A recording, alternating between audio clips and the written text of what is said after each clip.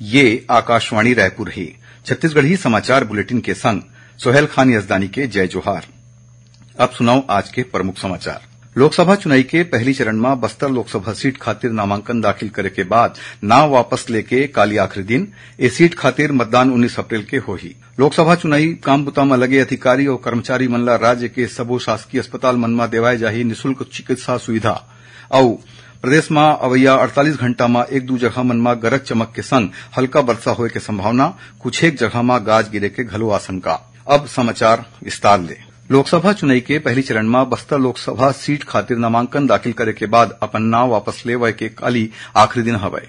इस seat खातिर 19 अप्रैल के मतदान होही। मुख्य निर्वाचन पदाधिकारी रीना बाबा साहेब कंगाले ह बताइन कि बस्तर लोकसभा क्षेत्र में कुल 12 झिन अभ्यर्थी मन ह नामांकन पत्र जमा करे रहीन। नामांकन पत्र मन के जांच के दौरान एक ठी नामांकन पत्र रद्द होइस, जेकर बाद अब इस सीट खातिर 11 झिन अभ्यर्थी मन बचे हवय। ओती लोकसभा चुनाव के दूसरैया चरण खातिर काली अधिसूचना जारी होए के संगे संग नामांकन के प्रक्रिया शुरू हो गए हवय। दूसरैया चरण में महासमुंद, कांकेर और राजनांदगांव लोकसभा क्षेत्र बर अब तक ले कोनो भी अभ्यर्थी ह अपन नामांकन पत्र दाखिल नहीं करे हवय। नामांकन पत्र दाखिल करे के आखिरी तारीख 4 अप्रैल और 5 अप्रैल के नामांकन पत्र के जांच करे जाही। उम्मीदवार मन 8 अप्रैल तक अपन अपन नाम वापस ले सकही। दूसरैया चरण में मतदान 26 अप्रैल के होही। लोकसभा चुनावी काम बुता में लगे अधिकारी और कर्मचारी मन ला राज्य के सबो शासकीय अस्पताल मन में निःशुल्क चिकित्सा सुविधा देवाई जाही। स्वास्थ्य और परिवार कल्याण विभाग डहार ले जारी आदेश के मुताबिक राज्य के जम्मो शासकीय अस्पताल मन में आवश्यक स्वास्थ्य सुविधा उपलब्ध नहीं होले या फिर आपातकालीन स्थिति में अधिकारी कर्मचारी मन राजधानी रायपुर के 3 ठीन अस्पताल और राज्य के बाहिर 2 ठीन निजी अस्पताल मन में अपन इलाज कर सकिही। छत्तीसगढ़ में लोकसभा चुनाव ला देखत मतदाता मन ला जागरूक करे खातिर आने आने कार्यक्रम के आयोजन करे जावत है। यही कड़ी में जांजगीर चांपा जिला के चांपा में थर्ड जेंडर मन के सम्मेलन के आयोजन करेगी। यही दौरान कलेक्टर आकाश छिकारा कार्यक्रम में शामिल तृतीय लिंग समुदाय के सदस्य मन समेत आने आने नागरिक मन ला अपन मताधिकार के उपयोग करे के शपथ दिलाइन। उहें यही जिला में काली 30 मार्च के मतदाता जागरूकता करे खातिर एक ठीन साइकिल रैली के आयोजन करे जाही। ये रैली बिहनिया 7:30 बजे ध्यानचंद हॉकी मैदान केरा रोड ले शुरू होही, जौन हाई स्कूल ग्राउंड जांजगीर में जाके सिराही। ऐसने शक्ति जिला के आने आने गांव मन में स्व सहायता समूह के माई लोगिन मन के जरिया जागरूकता गतिविधि स्वच्छता अभियान के आयोजन करे जावत है, जेमा मैराथन दौड़ प्रतियोगिता, होली मिलन उत्सव, दिव्यांग जन और तृतीय लिंग सम्मेलन के संगे संग दीवार मन में नारा लिखे के जरिया लोगन मन ला 100% मतदान खातिर प्रेरित करे जावत है। जिला के जम्मो विकास खंड मन में काली 30 मार्च के स्कूटी और साइकिल रैली के आयोजन करे जाही। ओती राजनांदगांव जिला के ग्रामीण इलाका मन में दीवार में लिखाई बूता के जरिया लोगन मन ला मतदान करे खातिर जागरूक करे जावत है। नांदगांव के अब एके पहचान 100% होही मतदान जैसा नारा ला लिख के मतदान मन ला मतदान करे खातिर जागरूक करे जावत है, जौन आकर्षण के केंद्र बने हुए है। यही जिला के छुरिया में महिला मतदाता मन ला 100% मतदान बर जागरूक करे खातिर क्रिकेट प्रतियोगिता के आयोजन करेगी। प्रतियोगिता में विभागीय अधिकारी कर्मचारी और स्व सहायता समूह के माई लोगिन मन बड़ उत्साह के संग हिस्सा लीन। ओती कबीरधाम जिला के कलेक्टर जन्मे जय महोबे लोकसभा चुनाव के चलत वृद्ध आश्रम में निवासरत वरिष्ठ नागरिक मन ला तिलक लगा के और फूलमाला पहिरा के सम्मानित करें। यही दौरान कलेक्टर जम्मो वरिष्ठ नागरिक मन ला लोकतंत्र में मताधिकार प्रयोग करे के शपथ घलो दिलाइन। छत्तीसगढ़ी समाचार बुलेटिन आप मन आकाशवाणी ले सुनत हवा। छत्तीसगढ़ के खबर ले है आपके वास्ता और खबर के विश्वसनीयता ले है हमार वास्ता। आकाशवाणी समाचार रायपुर के प्रादेशिक समाचार बुलेटिन के संगे संग हमार समसामयिक कार्यक्रम आप रेडियो के संग अपन मोबाइल में घलो सुन सकत हो।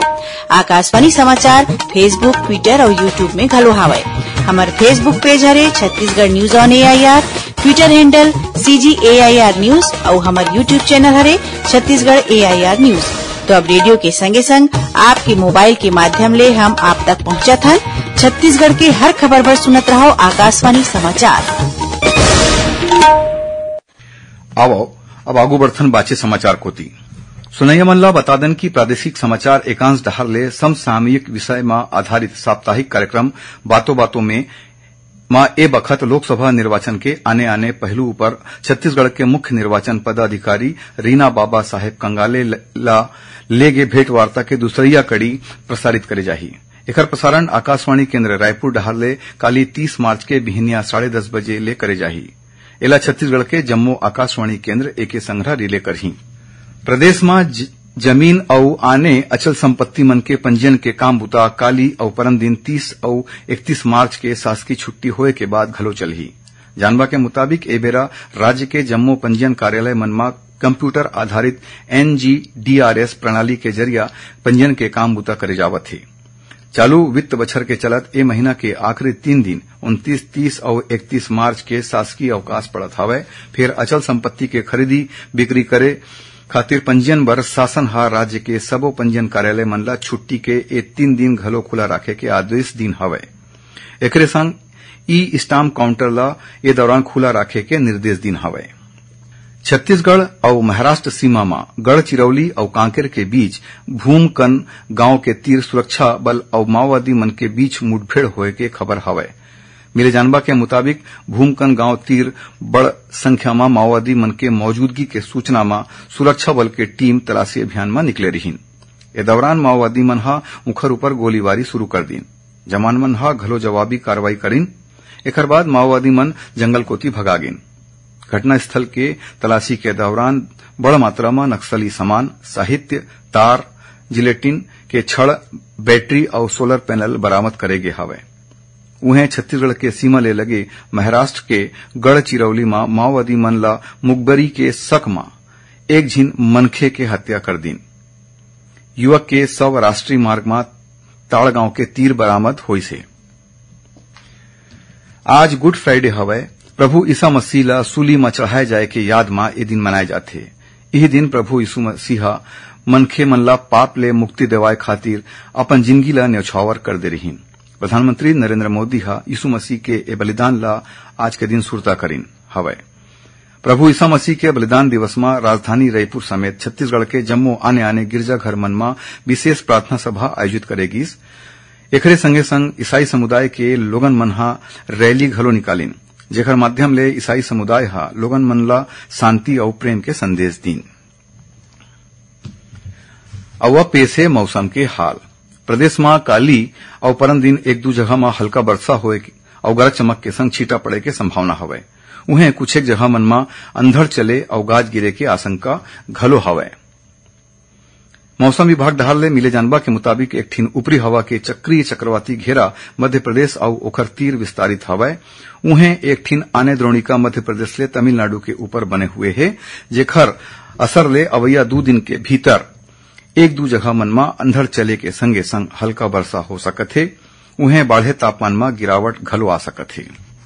आखिर में प्रमुख समाचार एक घाव फेर।